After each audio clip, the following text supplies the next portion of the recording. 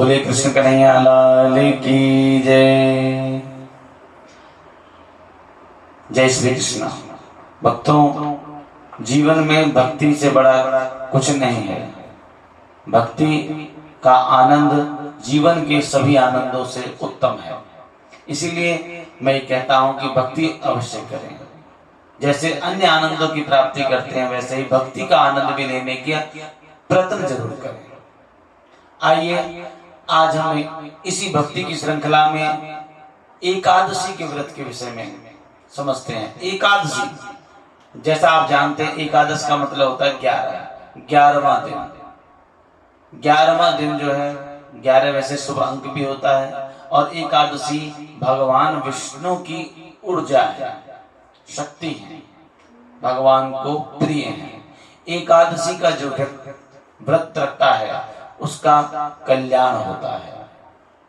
एकादशी के दिन किए जाने वाले व्रत से मनुष्य स्वर्ग को प्राप्त करता है। अनेकों प्रकार की बाधाएं नष्ट हो जाती हैं, पाप नष्ट हो जाते हैं। अन्य अनजाने में किए हुए पापों का इससे नाश होता है। इसीलिए एकादशी का व्रत विशेष रूप से करना चाहिए। आज एकादशी निर्जला एकादशी है। निर्जला एकादशी साथ में अंतर्राष्ट्रीय योग दिवस भी है, तो दोनों का समावेश है। एकादशी स्वयं भी अपने आप में एक योग है।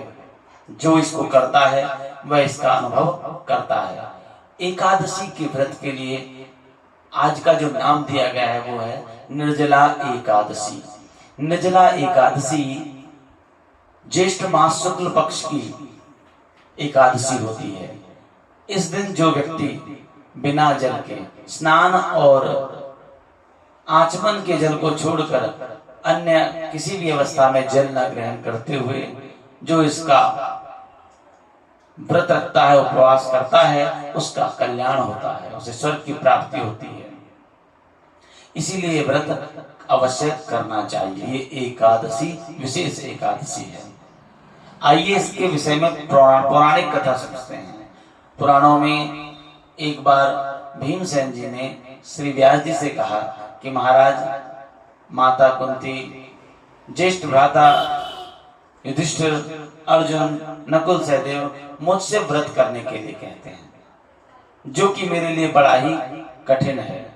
यदि कोई दान के लिए कहे, यज्ञ के लिए कहे, शक्ति पूजा के लिए कहे तो मैं उसे कर सकता हूं, लेकिन भोजन का त्याग करना मेरे लिए कष्टदायक है। मुझे कोई सरलतम उपाय बताइए, क्योंकि सप्ते भर में जो है, मैं सप्ते के बीच में व्रत करना या 2 महीने में 2 बार व्रत रखना, ये मेरे लिए कठिन है। हाँ, यदि कोई ऐसा हो कि जो वर्ष भर में एक बार होता हो तो शायद मैं प्रयत्न कर भी पाऊं, क्योंकि मेरे जो पेट में भृक नाम की जो अग्नि है वो भोजन से शांत होती है, और ऐसा जब तक मैं नहीं करता तब तक वो अशांति बनाए रखती है। इसीलिए भोजन मेरे लिए आवश्यक है।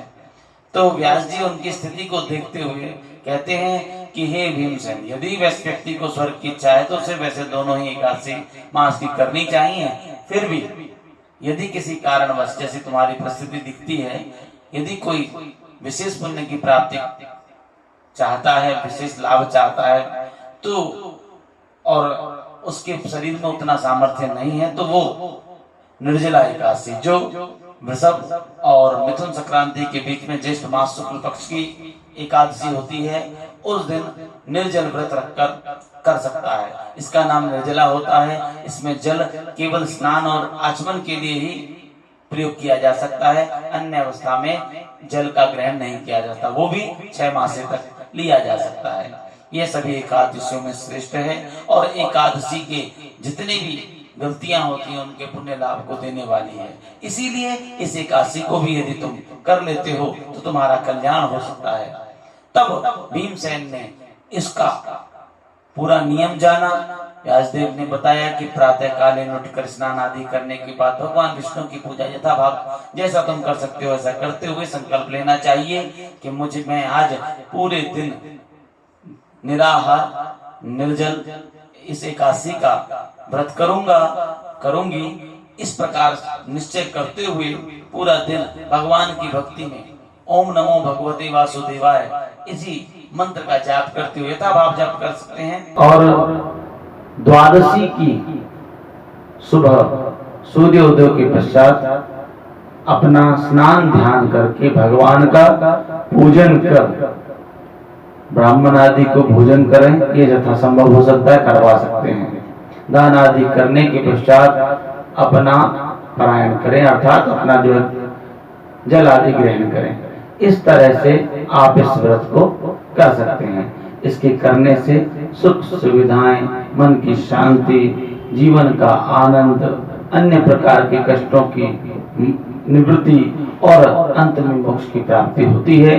जो व्यक्ति ऐसा करता है उसका कल्याण होता है। इसको बड़े ही श्रद्धा भाव से हमें करना चाहिए। एकादशी के दिन घट का दान, जल से भरे घट का दान, फल आदि का दान करते रहना चाहिए, करना चाहिए। लेकिन ये दान जितना भी चीज होती है ये व्यक्ति की श्रद्धा पर निर्भर होता है। इसीलिए जैसा आपका भाव हो वैसा करें, पर व्रत अवश्य करें, आपका कल्याण होगा। बोलो श्री कृष्ण कन्हैया लाल की जय, बोलो सच्चिदानंद भगवान की जय।